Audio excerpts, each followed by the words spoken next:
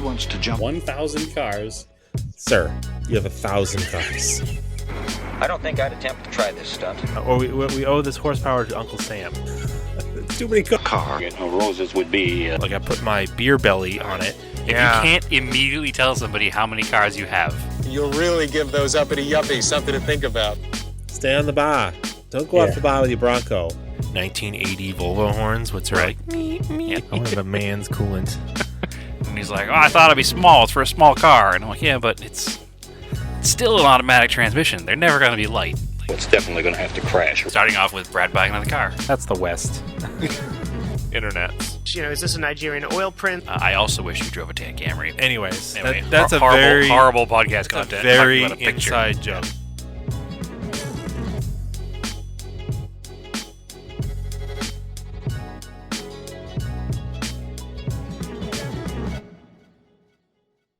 Hello, and welcome to Auto Off Topic. What's going on, Brad? Oh, not much, Andrew. Good evening to you. Yeah. Cool. What, I don't know. You get some project car updates? We'll right into it. Not even. I mean, I don't know what else we got. Not even what's going on. Not even nothing. You're just all about business. Yeah. I mean, I was trying to avoid talking about the weather, but we can. I mean, it Not the rains every weekend. And I'll get to that in my events. Well, your future events, hopefully next weekend, will be nice. Nope, not looking good. I'll talk about that. It's Monday. You're fine. It'll be fine. Yeah. Weather in Phoenix is actually, Andrew, I can have a quick conversation about the weather here because I was in the rain this weekend. Oh, it rained? It rained. Like a A sprinkle? lot. No. It was real rain. It wasn't in Phoenix. It was a little further north, but we'll get to that too. About 160 miles by road and about 7,000 foot in elevation change. So I guess that is a good place to start about some project car updates before we rant about anything else. So Yeah, how'd you get there? The reason I was up north was for an event that we'll discuss in a minute. And that particular event required, or didn't require, I guess, but it is a vintage Japanese car event, which is obviously right up my alley. And I've talked about it in here a few times, getting ready for it. But I did some prep work for getting up there with the Corolla. So obviously, the saga of the Corolla was I tried to get it ready to ship to the Pacific Northwest for our giant road trip and did not get it ready. So this was kind of a mini, I guess you'd say, like a mini, that's the word I was looking for, but we'll call it a makeup trip. It's not the word I was looking for. Sure. I mean, stand-in. I know you wanted to rent a Rogue, but you decided to use the Corolla instead. I'm a rogue guy, you know? So You are. Just going Rogue. It makes sense now. I'm definitely... I'm done trying to defend my position on the Rogue as an okay car, and I'm just going to lean full into that I'm a Rogue guy. So It's fine. I sorry, get everybody. There's a whole collection of weird, esoteric old stuff for sale to fund a new Rogue purchase. So Yep. And since a Rogue wasn't available to rent, my you had first to project fix car the update Corolla. for the Rogue. My first project update for the Rogue will be underglow and losing one hubcap, just to fit in with And the rest of my what- Altima brothers. What about the Black Ice air fresheners? Oh, of course. Yes. Of course. Yeah. And there will be a sticker on the back that says 100% bitch. I'm proud of it. So I just need to fit in with the rest of my Rogue brethren.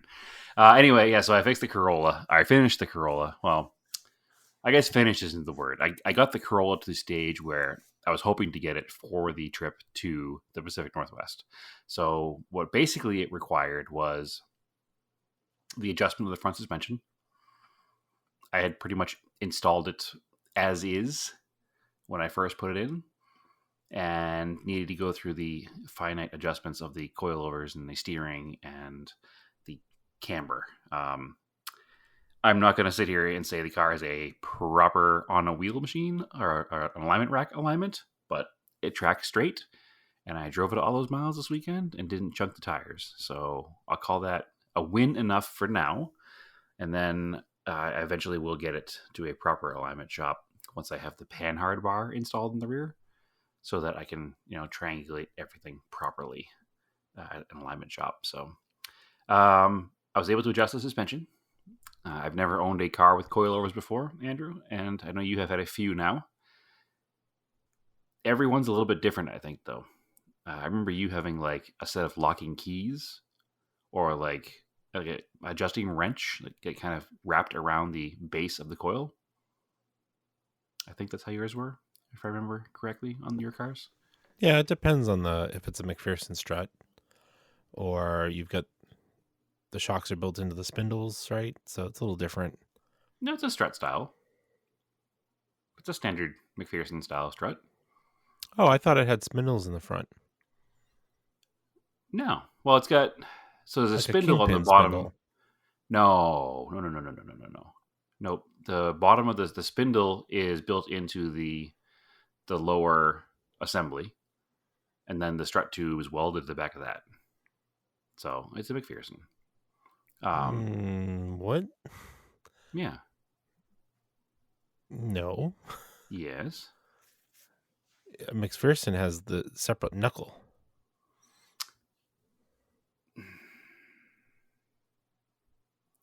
I think this is an old Japanese car. Yeah. And you're talking about repacking the front bearings. Sure, it has a different kind of bearing. It doesn't have a bolt-on bearing. Yeah, it's like a spindle with a strut. It's almost like a kingpin. I don't want to argue on the podcast, but I think that it's still considered a MacPherson style because it functions exactly the same. I guess, yeah. I just don't consider it's not modern, and It's not modern, but it's definitely a MacPherson, and it would definitely adjust differently than other ones, where you can spin the lower collar because that bolts to the knuckle. That's how you adjust the height on mine. Sure, but the design itself is definitely considered MacPherson. I'm having a hard time understanding what else I would even describe it as, because that's what it is. It's just a coilover shock with the spindle attached to it. There's a multi-link front suspension. To me, it's not a MacPherson strut. MacPherson strut link gets rid of a lot of the links. The reason to have links. So what links don't I have? I have a lower control arm with a ball joint that attaches. Is it a A-arm? Or is it just a control arm with tension rods? It's a control arm with tension rods. Yeah, it's a different suspension setup. But that's okay. Keep going. Well, I'm literally looking at a picture of a MacPherson strut right now, like the description of a MacPherson strut. It's a single control arm with a ball joint and tension rods, and then the only attaching points are the ball joint at the bottom and the strut top at the top. And that's it. That's what defines the MacPherson design. So anyway, we'll have to dig a little deeper into this in the future. But the adjusting collars on the lower spring seats, are held in place with a set screw. So you dial back the set screw when you have the front suspension unloaded, so the car jacked up, and you can spin the collar to raise or lower the spring. So the adjustable part of the shock tube is attached to the top of the knuckle, and it has the threads on it. So I was able to just count up how many threads equaled 1 inch, because I figured I wanted to lower it about 1 inch, or maybe a little bit less based on where it was sitting. And I was like, well, 1 inch is, I don't remember now, we'll just say for argument's sake 10 threads. So I wound it down about 8 threads, and then counted threads in the bottom, and lowered it, worked out to about 0.92 or something on my measuring device. So I was able to make both sides seem about the same, counting up the amount of threads from the bottom of the base of the adjusting section to where the collar's at. How tall is this? What's that? Like, how you're counting the threads? Like, how tall is it? And how coarse are the threads? Not very coarse. They're pretty fine. You've seen pictures. Have you guys had pictures of it? We'll have to. No, because for me, if I did it on mine, I'd be counting like 40 threads or more for an inch. Completely impractical to do an inch. Anyway. No, like I thought you're counting the threads from like where it welds the knuckle to the lower spring part to like make them even. Yes, I was saying 10 for argument's sake. I don't remember how many it was. It was probably 28 or something. Yeah, I guess I just measure stuff and then just lower it an inch. Well, I measured it, but I wanted to get it exactly the same on both sides, and I figured I could count the threads easier than because they're the same. Anyway, it's the process I used, and then when I was done and I put it on the ground, it worked. And I measured everything, and it all worked out evenly. So everything is good. And then I took a tape measure and took it from the middle of the fender on both sides, and it's exactly the same. So life is good. The car sits flat. It drives straight. Everything's good. Pedantic argument about what the suspension design is or not is all good. So it's on the ground. It drives straight. It goes down the road properly.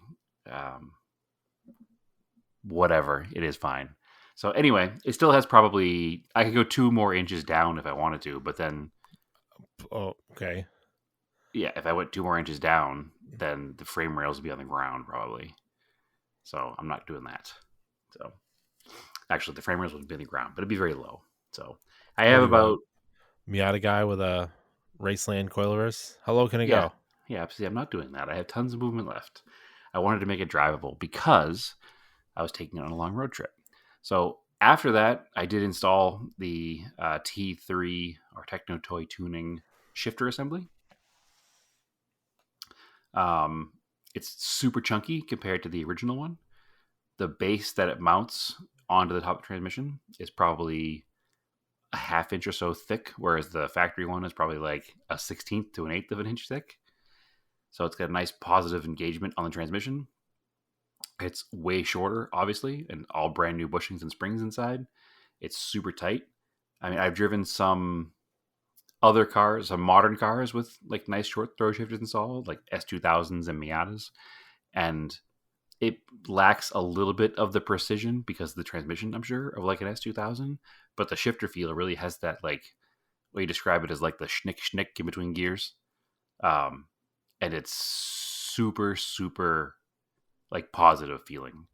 There's no more stirring the bowl of soup with a spoon with the shifter handle on this thing. It's a really, really good setup. I've never done a single modification on a car that has made as big of a difference as this did. And this is in stages because if you remember, like, I don't know, 6 months ago or so, I rebuilt the factory shifter. So it actually wasn't nearly as terrible as it was before. And then this is that much of an improvement over the rebuilt factory shifter that it's absurd how good it is. So suspension taken care of, car track straight, new shifter inside, didn't oil change because it was due. And then I headed up the hill to Williams, Arizona. It's about 130 or so miles from here. So it was probably, we did about 260 miles plus or minus, plus because we had some extra driving there. So say 300 miles this weekend in the car. 300 miles would have been punishing in that car pre-repairs of everything. And near impossible. Yeah, the car is totally changed. Totally changed. The limitation of the car is that at the end of the day, it is still a 1980 Toyota Corolla that has been lowered about 3 inches all around. So it doesn't have the ultimate travel for ultimate comfort. And when moving at speed in some of the less populated or less maintained northern Arizona roads that have some pretty good dips and whoops, there was some, we never bottomed out, but there were a couple of harsher moments. But overall, most things, it just went over with ease. The first time we noticed a big, bump in the road, we both kind of, cringed as we looked at it. And then the car just kind of went boom, boom, right over it. And we were like, oh, well, that was nice. I'll take that. So yeah, it was overall very pleasant to drive. And any car that's lowered at the end of the day is going to ride a little harsher than a car that's not. So it's 100% acceptable. The shifter shifts amazing. The car ran great. I was also nervous because we were going to 7,000 feet and it's carbureted. And it's never been beyond, in my ownership, or actually I don't think in any of the previous ownerships, beyond sea level to 1,000 feet here in the Phoenix area. So it runs good down here, but I was afraid that at 7,000 feet it wouldn't run great. But we probably averaged 75 miles an hour most of the way, and a lot of that being uphill on the way there. And we got a solid 25 miles a gallon climbing the hill. And coming home, we got probably a little bit over 30. So I'll take it. Yeah, I can't complain about that. Didn't even get hot going up the hill, and we left Friday when the temperature was still probably 101 degrees. I mean, obviously, as you climb, the temp drops, but there were other cars that were climbing the hill that were struggling and pulled over, and we were just bombing by in our 43-year-old Toyota. With the temperature gauge just like a little bit above where it normally is, but not in any kind of shape of danger. So car was great. I have zero complaints about the car. And I unlocked a new car show bonus that I didn't know about before. What's that? So we always make fun of lawn chair people at car shows. Not make fun of, but poke fun at, I guess. In good fun. This was an all-day car show, so we did bring a lawn chair with us, so it's fine. Sure. Not like a cruise night. But station wagon life at a car show is the way. Because you can put the hatch up and sit on the back, and you have your own little built-in shade surface, because the hatch blocks the sun. And then you can put your little chair in the shade behind it, and then the other person can sit in the hatch, and you can enjoy your little picnic lunch in the back of the car. Mm-hmm. So that is a car show pro tip for station wagon owners. Ruining all the pictures. You know, I was going to bring that up for Brad. I was going to bring that up. I was trying to take pictures of this particular show. Somehow we lost our 50mm prime lens that morning. Don't worry, it did turn up at the end of the day, but we lost it between leaving the hotel in the morning and getting to the show. Man, that should live on your camera. It should live on the camera, but unfortunately, I wasn't using it last time I used the camera lens. So, yeah, it usually is on the camera. Anyway, so I didn't get any pictures with the 50mm prime lens at the event because I didn't find the lens until we got back to the hotel afterwards. At some point along the line, it was in its little neoprene lens case, and I had clipped it to the side of the backpack, and one of us must have unclipped it because there's no way for it to unclip itself, and it rolled under the seat, and we just never found it. So didn't find it till I hit the brakes, and it rolled out from the front. So all day long, thinking I lost a lens, which, believe it or not, Andrew, I looked up how much they cost now because I thought I had to buy a new one, and they're $170 now. Whoa, they're almost double price. Almost, yeah. I was like, man, of course I lost it. So anyway, I found it, but too late. That being said, this was a car show that had a category for best engine bay. So, yep. I was a little like, I didn't put my hood up because my engine bay is second from worst engine bay at best. But I didn't put my hood up, and I was mad that all of the nice cars had their hoods up. Yeah. Ruining all the pictures. But then I was like, well, they have a category literally like best engine bay, and I'm not a trophy person when it comes to cars, so I don't care about that stuff, but people do. And if you're encouraging a trophy for best engine bay, what are people going to do? They're going to show their engine, which is going to have their hood up. So I was a little annoyed by it. And then, as I was walking around the show, this one particular person was talking on their phone to somebody, and it looked like they were doing like a video chat, and they were pointing their phone out into the look at the cars around them. And the lady goes, "Yeah, well, some people don't have their engine bay up because they're probably embarrassed." And I was like, you would be good friends with Scott. So, inside joke for Discord members. Anyway, it was a good time, regardless of the engines being exposed and the hoods not being closed. The other issue was they had put orange cones up for traffic, and the orange cones also spoiled pictures. So it was not a great event for photographs. It was a good event for seeing cool cars and talking to cool people and getting an excuse to drive the car up into a nice area of Arizona. So I'll take it at that. There are some pictures. I was volunteered at the end to take all the winners' photos, so all the people standing next to the car holding their trophies. I did take a few a few pictures during the event, so those will start coming up. You'll see them on the Arizona Japanese Classic Car site and the Instagram page, and the Route 66 JDM Classic Instagram page will have all those eventually, plus obviously a few on my page as well. So there'll be some pictures, but not as many as I would have liked. So also not having the 50mm prime lens, I didn't have a good lens to do detail shots, which would have been perfect at a car show with all the hoods up and orange cones everywhere. But what can we say? Looking forward to next year now at this point, because I got to make up for it.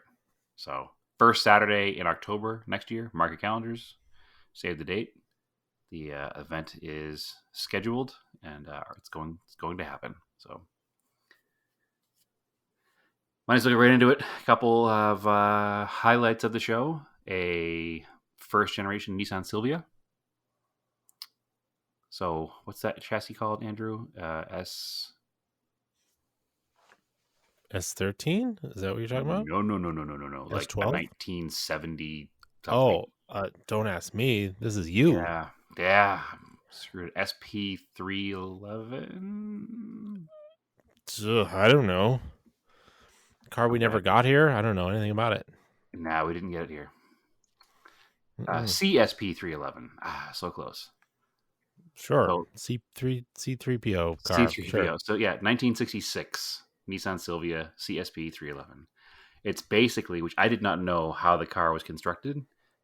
It's a handmade sheet metal body that was put over a Datsun Roadster chassis. Oh, okay. That makes a lot of sense, because I mean that was kind of one of the earliest cars was the Roadster. Well, one of the earliest cars that we know of is the Roadster. Well, I mean, what was the first Nissans that were sold here? Was basically the Roadsters? One sold here. That's why I say the persons that we know are the Roadsters for sure. Because they didn't really have anything else for a while, I think. Well, they had... So, Nissan's history in the United States goes back to 1958. Yep. They had some pretty stodgy-looking sedans and whatnot they sold here. I think they were called Bluebirds elsewhere in the world, and here they just had a model number. I'm a little rusty on early Nissan Datsun history, but they were basically little carbon copies of Morris cars. They had what almost looked like a Japanese version of a BMC A-Series engine, very similar body lines. In fact, they were so rudimentary that they had a hole in the front valance that went right to the crank, and you could put a hand crank in and start them that way if you wanted. In 1958. They must be so rare. There were 5 or 6 of them there. Really? Yeah. Yep. Is that the 5 or 6 that are left?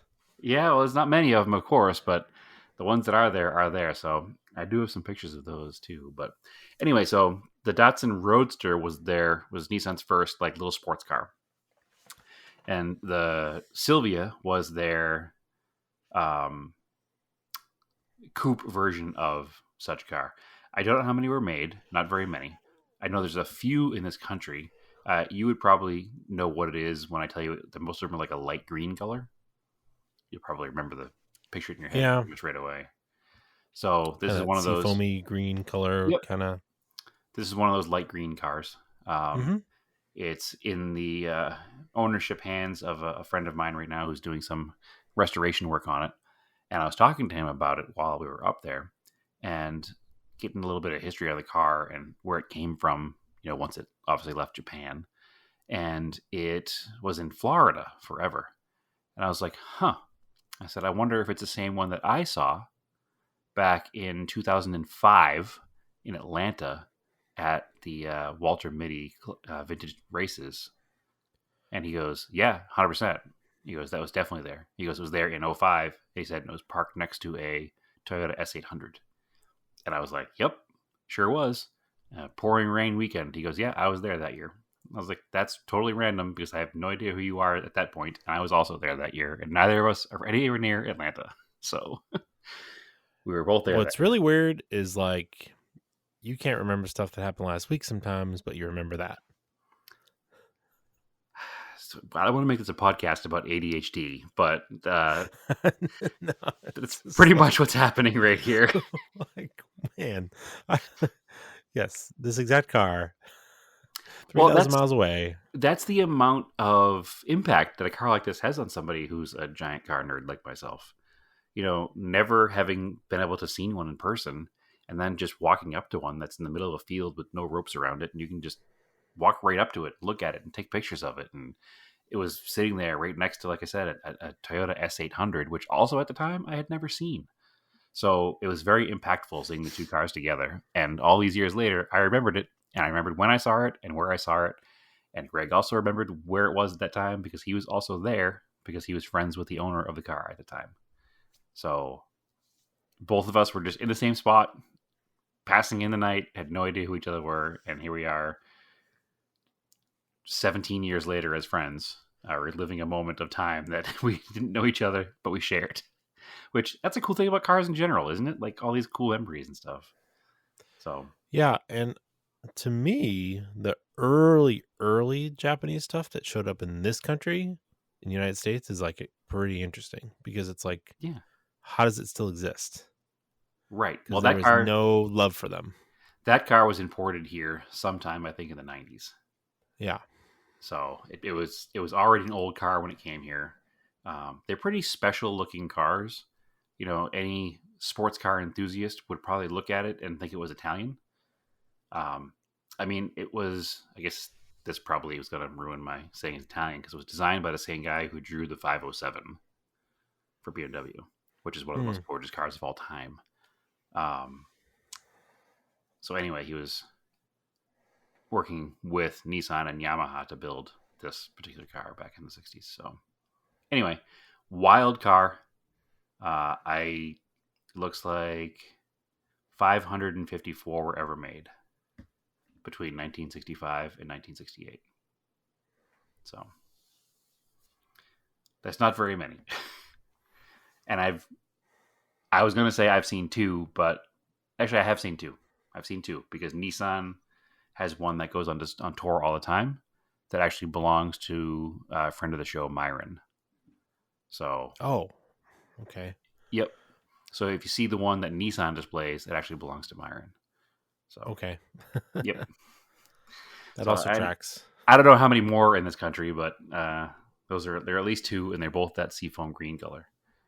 So, and I think Myron's has Watanabes on it, and this one here is stock hubcaps. So, regardless, very cool looking car. They were the other aforementioned early Datsuns that were there. I know little to nothing about them. I know that they exist and they're American market cars somehow. I assume that the West Coast is better for survival of Datsuns in this country, but they're here and they're cool looking.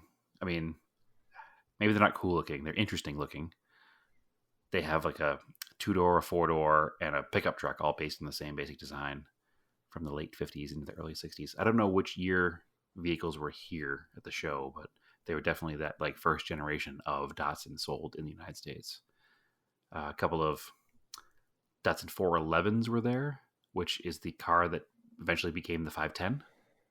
It was a little bit smaller, a little bit rounder. It has some more Italian looking lines to it. There was a early 70s Datsun Bluebird SSS, which is super cool. One of not very many ever. And potentially there's some weird history with this car. It might be actually a quote unquote prototype from Nissan. It's a true SSS 2-door. It's an all original car, original paint, original interior. And it's stunningly beautiful. It was a triple carb car factory because the SSS was the triple carb inline 6, I think. Or sorry, dual carb inline 4 because it's a Bluebird. Yeah, it's also a couple minor mods. It had some suspension parts done to it, and also sitting on some brand new perfect fitment Watanabes. And then everything up to 300ZXs and 3rd gen RX-7s. So it was a great show. I didn't bring any Mitsubishi again this year, and I regret it again this year because I would have walked away with best Mitsubishi by default. But So weird. They're just like none were there. Midway through the show, a car rolled through that was like a 2nd gen DSM turbo convertible, but it was junk and it wasn't in the show. It was just a local driving through. So the way the show takes place, it takes place in Williams, Arizona. Williams, Arizona has the distinction of being the last town bypassed by the 40. So it existed the latest into the Route 66 history. And it leans heavily into that for tourism. There's a bunch of little shops that sell Route 66 memorabilia. There's a restaurant in town called Cruisers that has, a car theme, and it's very doo-woppy looking inside. So it's Radiator Springs. It's one of the inspiration towns for Radiator Springs for sure. In fact, that I guess we probably all seen on the internet the late 40s pickup truck that was merged together with a Pontiac Grand Am and an Oldsmobile Alero. Yeah. It lives, and it was done up now. Somebody bought it on the internet and did it up in a combination of Lightning McQueen and Towmater. Yeah. It lives now in Williams at a store there. That's weird. Yep. So you just walk up, there it is. That's that famous internet meme truck car. And it's just there at a memorabilia store that has a bunch of old cars out front. Most of them are Shea Roadsters, which I think I delved into deep here before. Shea Roadsters. They're the 1970s. Yeah, the Model A thing. Yeah, the 1970s Model A's that were based on Pintos. Yeah. So they have so weird 4 or 5 Shea Roadsters, and they have that abomination of a Alero Grand Am international pickup truck. So, but yeah, no, it's a cool town, and it's recommended if you're ever in the northern Arizona area. It's not far from another great tourist place here called Jerome. It's probably 30 minutes or so from there, maybe a little more, but it's a good spot. They also have a steam engine that like an antique 1800 steam engine that runs through the town sometimes. So very neat, just kind of like Americana kind of place. It's probably cheesy, but I don't know. It's charming, I guess. A lot of good little restaurants too. We had really good dinner a couple different nights up there. So good spot. And it's an escape from the heat of Phoenix because while it was still 102 or so here, up there it was 48 degrees overnight. And on the second night we were there, it rained biblical levels of rain and was cold and just actually felt kind of like New England in October. So it was nice. Plus the changing colors of the trees are up there too. So maybe they could see a little more of the October New England stuff. But anyway, it was a rad show. It's a good show every year. This year it happened to fall the same day as the date for JCCS, which made everybody a little bit nervous. The JDM, so it's Route 66 JDM show has had the same weekend since its inception in 2011. So they're like, well, unfortunately, we're not going to try to get a hold of the town and petition the town and change the date of our show just because JCCS scheduled for the same day. The organizers of the Williams show made it clear during the announcements afterwards during the awards that there's no ill will or animosity towards the JCCS crowd, and that they're very friendly and there's no competition. But it just happened to be that the town of Long Beach didn't have any other dates available, and they were like, you either do it this day or you don't do it at all. So that's what happened this year. So they're in talks already to not have it happen that way next year. So we were a little nervous because of, JCCS is a big draw, and we were afraid that it would pull a good bit of the crowd away from Williams. And, Williams at the end of the day is a charity show. So you want to make sure that you make all your money for charity, right? It raises money for an organization called Raising Special Kids Arizona, which is a organization that helps families that have special needs children, both financially and through different programs and stuff. So it's a great organization to raise money for, and you don't want everything to go away and go to some other show in California that's actually, I'm pretty sure, not for anything but profit. So thankfully it didn't do too bad. Car count was down maybe 5% from last year, so it didn't have a huge impact. I do know a lot of locals that did go to JCCS instead. And like I said, no ill will to them at all. It's just, it was a choice to make. And I made the choice to support, the local show because A, it's local. It's way less work than driving all the way to LA and back. And it supports charity, and it's run by a friend. So the decision was made to go there. So, and we even had classic Japanese car celebrity there. So he chose Williams over going to JCCS as well. So I don't know if you remember the show JDM Legends on Motor Trend. Yeah. But Josh was there from JDM Legends. Oh, okay. So, yep. Also, former first gen Montero Raider owner. So we've known him since before he was famous. But super nice guy. Chatted with him for a bit. Haven't seen him in a few years, so that was nice. But yeah, it was a good time. Good show. Can't wait for next year. Hopefully it's a different weekend from JCCS, and I can have 2 big Japanese car weekends to have to scramble and get a car ready for. So. Yeah, the pictures I saw, all the Mitsubishis were at JCCS. Yeah, it was a big turnout at JCCS pictures this year. Pictures, Mitsubishis. I was saying to Naomi on Saturday night after the show was over and before we went out to dinner, we kind of had just that relaxing moment back at the hotel where you just kind of lay down and take your shoes off for a few minutes because it's been a long day. Scrolling through my Instagram feed and realizing that we live in a time right now where there are 2 shows that are dedicated to 25-year-old Japanese cars. Yeah.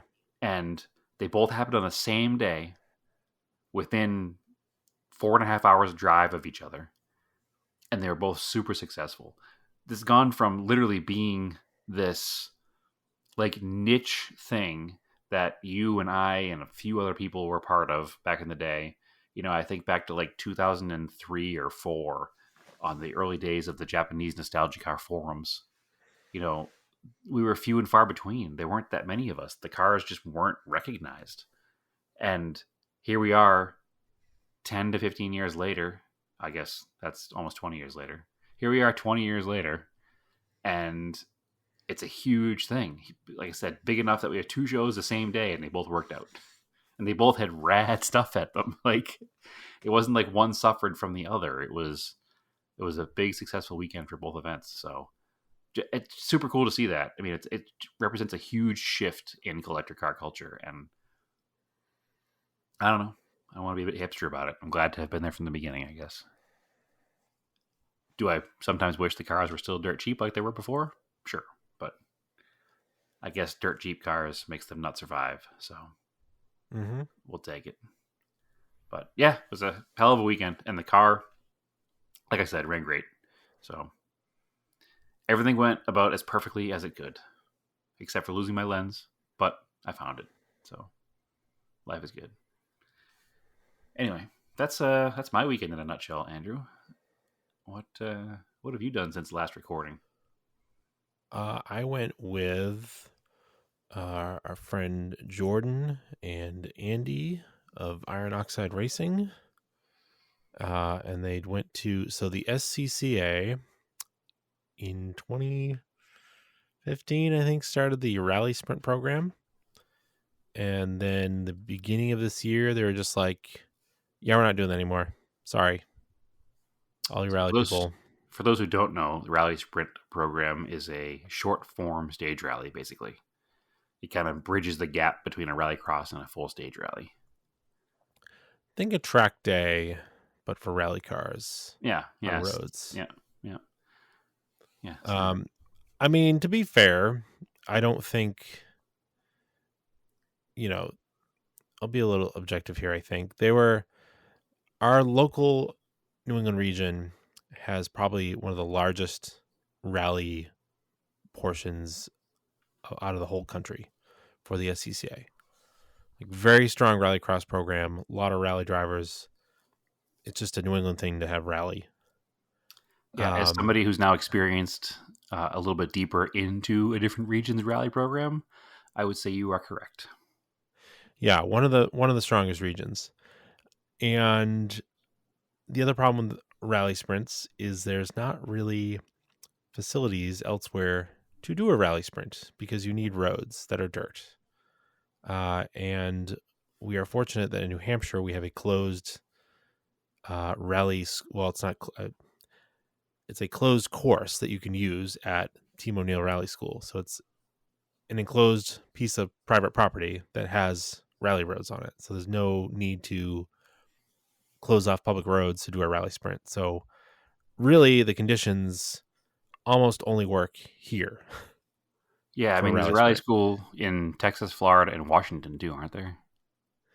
They are. I don't know what they're like. I've never been there. I don't know how good their roads are. From what I hear, the one in Washington is really nice, and I bet that this program might be seen there because I think that the Pacific Northwest rally people and like the Detroit area rally people are also pretty strong groups, and I could see that also helping there. Well, here's the thing though: SCCA doesn't do rally sprints anymore. Right? They said they just weren't going to do them anymore. And our local rally people that have been in the sport for a long time that do all the organizing worked really hard. They worked with another local sports car club, the Sports Car Club of New Hampshire, which I've run autocrosses with before. They're a cool little club. As have I. I remember doing one many years ago in the front parking lot of Storyland. With that those was guys. Actually the main sports car club. Oh, it's Cumberland Motor Club? Cumberland, yep. Okay, never mind. But they're all kind of affiliated. I've also done SCC NH stuff. Yep. Which I'll get to another thing about them. So they also partner with the Vermont Sports Car Club and do a lot of hill climbs. So like closed area events are not a new thing for them. But they were able to get insurance and sponsor what is now known as gravel trials, which is kind of like I like it because it reminds me of what you see out of Japan when you go on like YouTube. There's old gravel trial videos of people running like NSXs and stuff. That's cool. Yeah. So anyway, it's basically the same thing, different name, same people. And they hadn't done one in like a while, so everybody was itching to get some rallying going, especially after having Nefer cut short. And actually, the weekend before this was Aaron's memorial service, so everybody was ready to get back to playing with cars. And yeah, it has rained almost every weekend here since March, and this past weekend was no different. It like rained a little bit on Saturday going up, and then it's also peak leaf peeping time. So I didn't think about the traffic issue. Well, traffic wasn't a problem. Lodging was a problem. Okay. We couldn't get lodging anywhere. So luckily, a few of our friends had access to RVs. So we stayed in the Walmart parking lot up there overnight. So a beautiful place to see the New England foliage. It actually wasn't. It was actually pretty fun because the weather was like decent, and we're like sitting there hanging out. It was like 70 degrees. I mean, this is like we're like an hour and a half from the Canadian border. So, and I'm sitting there. I'm like said to someone else. I was like, actually, I said to Dan Faquette. He was on our podcast. He drove up Mount Washington on that episode, and I was like, man, it's like really nice out here, right? He's like, yeah. And then maybe 10 minutes later, the wind shifted, and it was like this massive storm rolled through. We like scrambled to get everything picked up and put in the RV, and then it just downpoured all night. And But at least you weren't camping in tents. Yeah, it was actually like I'm glad we didn't camp at a campsite and had like tents and stuff. So the next day, it's still pouring. We go over to Team O'Neill, and naturally, it's a school to teach rally driving. So the roads are purposely, they're loose gravel, but the material that they use is like a very fine gravel clay kind of mix, because without like big rocks in it, because obviously he doesn't want to break the school cars, and you want it to be easy to like grade and stuff. But the problem is when it rains, like the top part is like turns into like pudding, like the consistency of like over wet cement. Because I'm pretty sure that the base that we were working with was only a few ingredients off of being cement. Like maybe there wasn't enough lime in it or something. Okay. So because like super slippery, greasy. Yeah, it's because I cleaned my boots off afterwards and they just smelled like cement. So yeah, we were just walking around in like a half inch to an inch of mud everywhere. Well, that sounds fun. Like the base was like really stiff, so you wouldn't like sink like to a point, but the top level was just like super gross. That sounds not fun. I was there to like crew for like Jordan's car, Andy's car, our other friends, Luke and Garnett, and everybody was like, you know what? If we break anything major, we're just putting the car in the trailer. Like it was just too muddy. Like unless we like had to change a flat, we just decided we weren't going to do anything. Like if the cars are running fine, we'll check like the wheel torque, and then just if they feel all right, just keep going. Like nobody's crawling underneath anything. Just too damn muddy. Yeah, just let it be. But it was eventually it actually stopped raining around 9 and the sun came out. It was still muddy. It was still slick. But, you know, they finished. Andy and his co-driver Ryan podiumed. And yeah, it was pretty cool. I saw that. Solid third place for, was it his first event out or second event? It was his first or second. It was his second.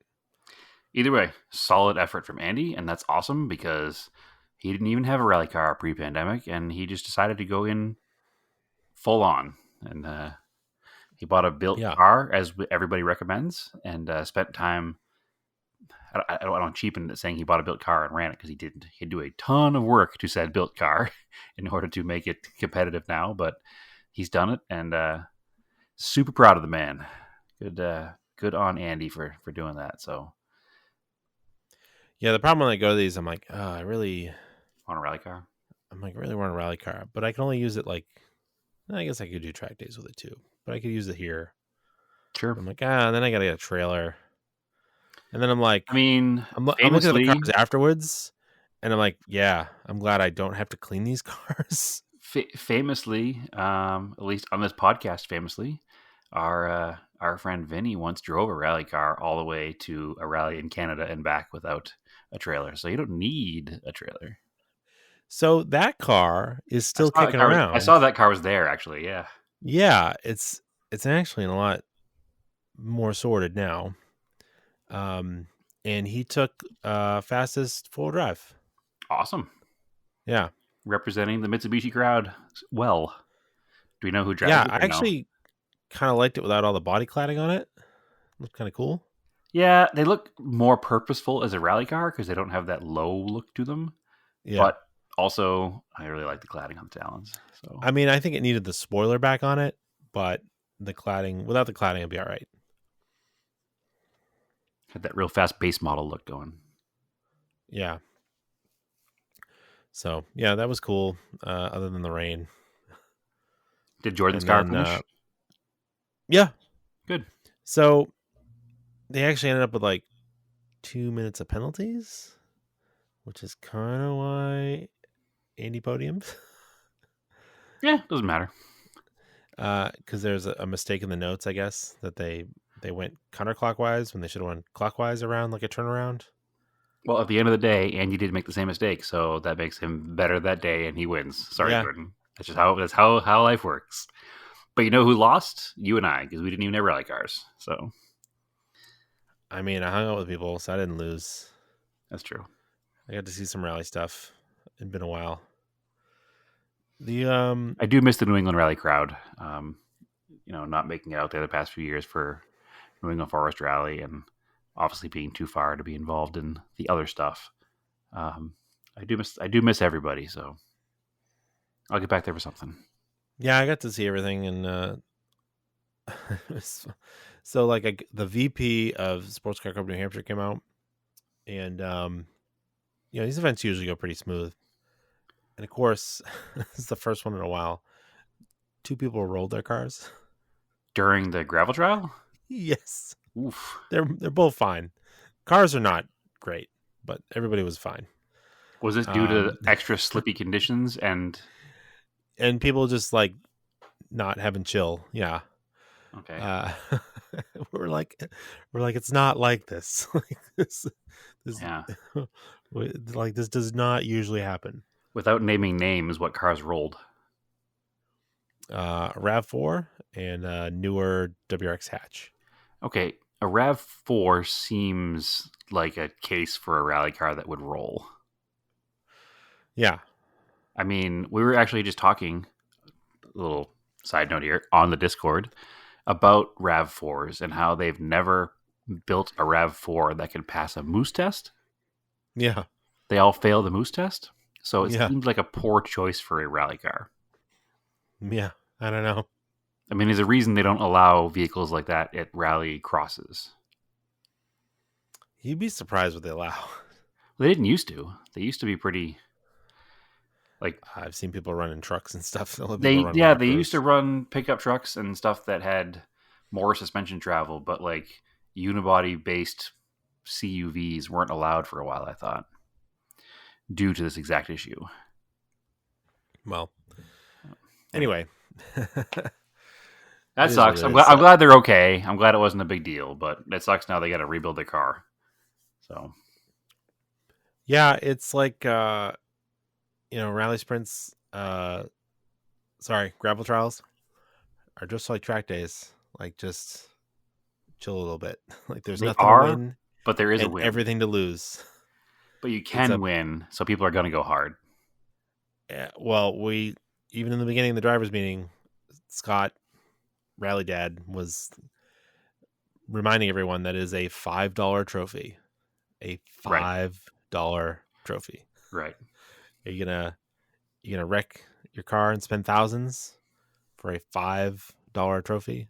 I mean, at the end of the day, winning New England Forest Rally is probably a $15 trophy. So that's a little different because that's it's a full stage rally. That's a lot harder. That's like multiple days.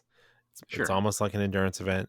I'm not taking anything away from the actual event itself. It's just if you're really just going to break it down to what you're winning in the end, then well, what you should use rally sprints for, and this is what they go over for in the drivers' meeting too. It's like this should be for you to get seat time and do car shakedown, go for personal bests, but also like, maybe not go 10 tenths. Right. Well, somebody misheard that and they didn't go shakedown. They went upside down. So yeah, it is what it is. Like, don't get me wrong. I would go fast too. Oh yeah. People have rolled across too. Absolutely. Yeah. And rallycross. But, I don't know. Like, just, Know your limits. I guess. Yeah, well, It's not important. everybody has that same attitude, Andrew. So. No. But guess what? At the end of the day, they're fine, and the only person who's punished now is them because now they have to rebuild their car. Yeah, that's your. And it's funny because the sports car club in New Hampshire guy was asking. We were standing there. He was asking us. He's like, "Do you think like a little championship for this would like make it better, or would make people try too hard?" And everybody's like, like, like people do want to win, but like, do we want them like going super hard? Min max and everything. I mean, as a spectator, yes, I do. I mean, there's not much spectating. No, but for gravel trial. I mean, I was saying maybe we should have a mess up trophy, like a shame trophy. okay, like you win this if you roll your car in a gravel trial. Yeah, All right. Well, like I said, they already have a prize sitting in the garage right now, and it's they do 6 months worth of work to put the car back together. So yeah, that's their. I mean, one of the cars, it was like it's a pretty expensive car, the Subaru, and Jordan and I were talking on the way home. I was like, yeah, I'd probably if I'd done that, I'd probably just like hang it up, sell the thing, and never do it again. I'd be pretty dejected. Yeah, I get it. But and you say this all the time too. Like even just doing a track day, you could get yourself crossed up and go off and go to the firewall. And I could, but it's not a $35,000 car. It was a $2,000 car. True, but his bank account could be 37 times larger than yours, so he doesn't think of it. It could be. It was also their second rally. Okay.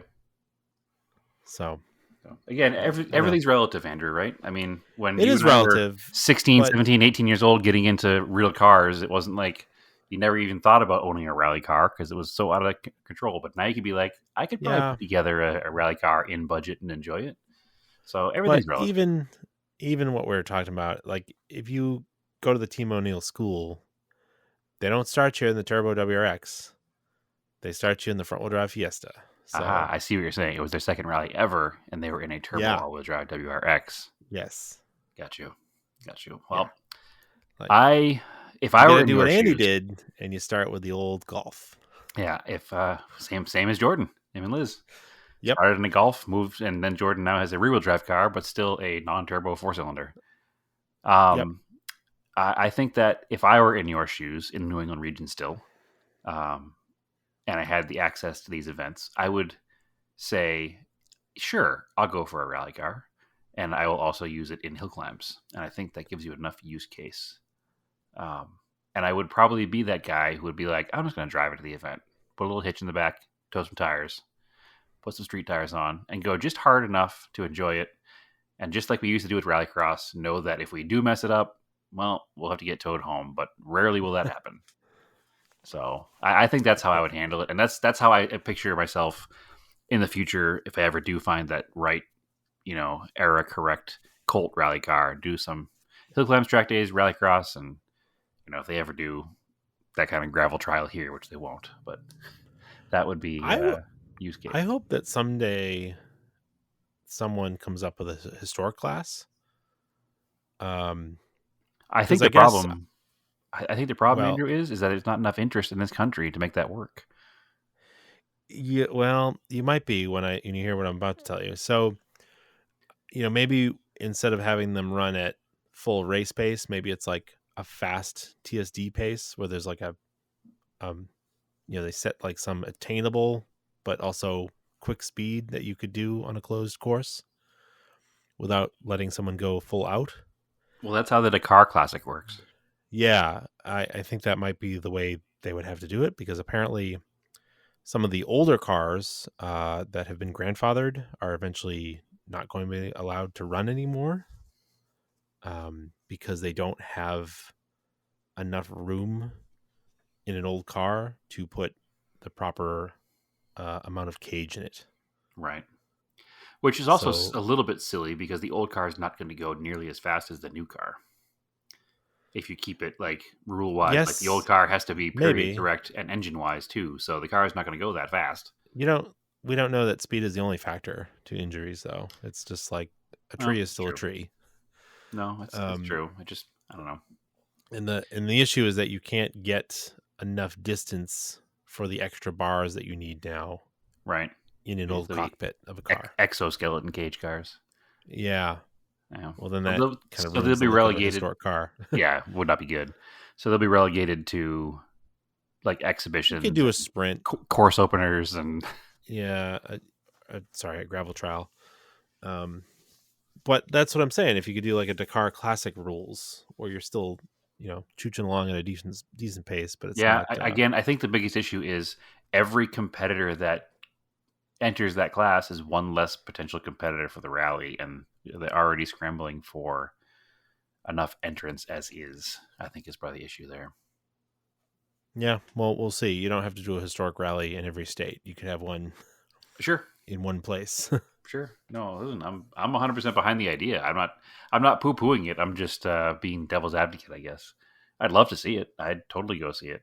I mean, they do have a classic class at the Targa, Newfoundland, which is not too far from New England, and there's a lot of cars that come from all over the world for that. Mhm. So who knows?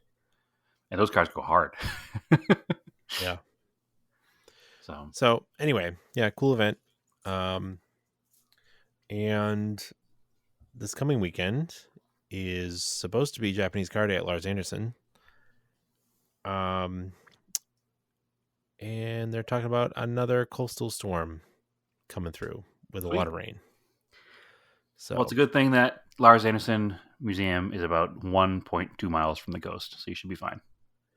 yeah, it's I know it's only Monday. It's almost a week out, but I don't know. The forecasts lately are pretty accurate.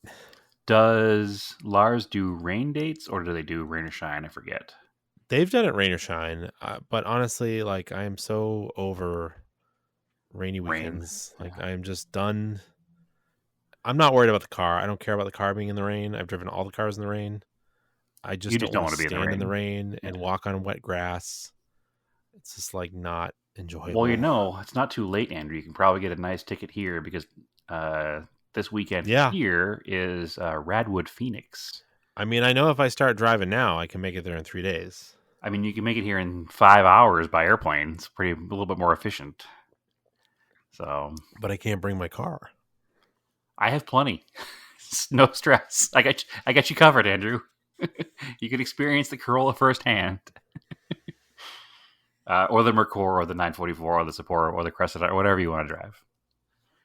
Fly on out. See you this weekend.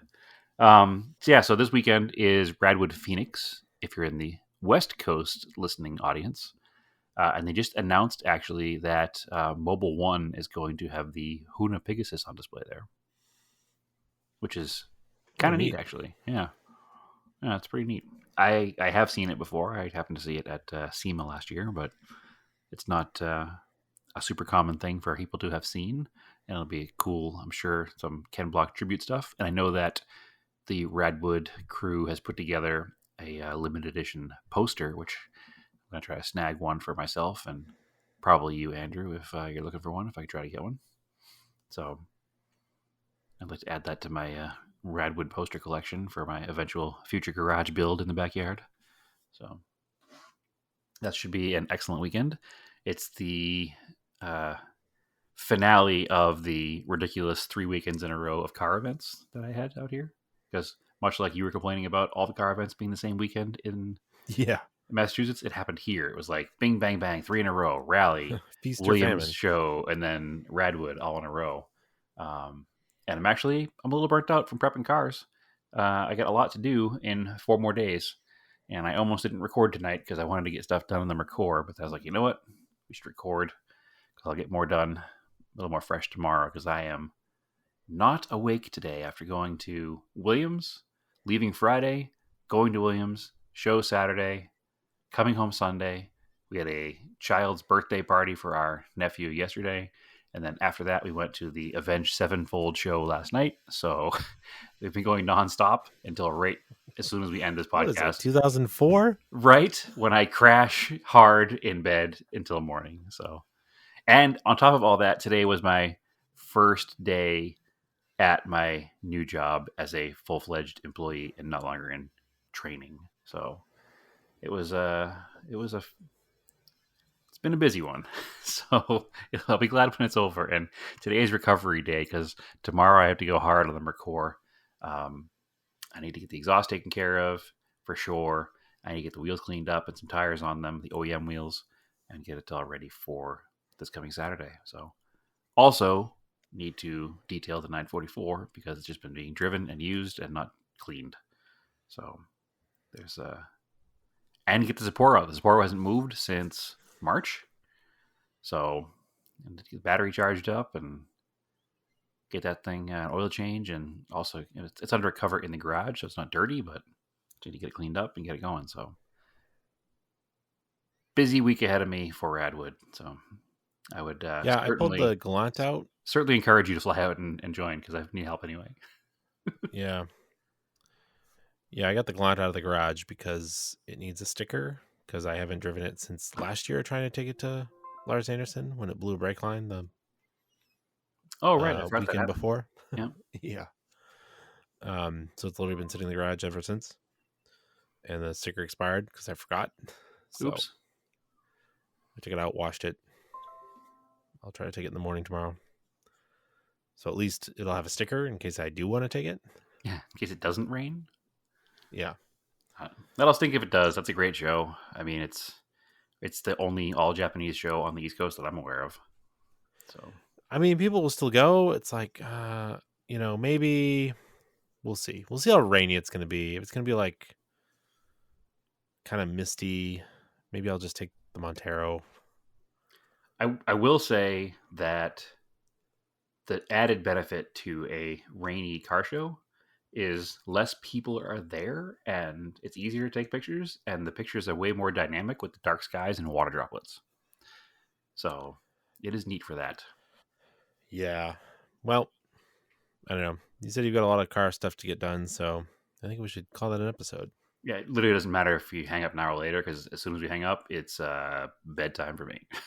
I'm running on empty here. All right, fine. Just give up. Come on. I'm going to give up on this Monday, 100%. No question. This Monday is over. Tuesday starts prep.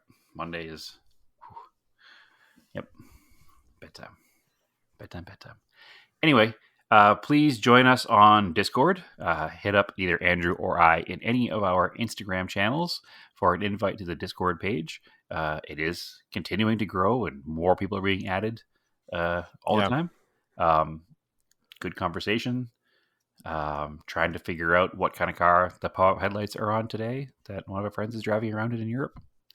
Can't quite figure that out, but come on and help us out with that. He's not telling us until one of us gets it right. Oh, he won't tell you? I missed that part. It's not a Lotus Elan. That's all we know so far. Oh, okay. Yeah. All right. So join us in Discord. Hit us up on our Instagrams, which are mine are TSISS350. You can find me there, or you can find me on Scale Autocast, posting pictures of much smaller versions of real cars. Andrew, where can they find you? I'm on Instagram, Race and Anger, and Off Topic Podcast on Instagram. So excellent. Yeah, it's both of us. So anyway, thanks for listening. Andrew, take it away. As always, keep your cars analog and aim for the roses.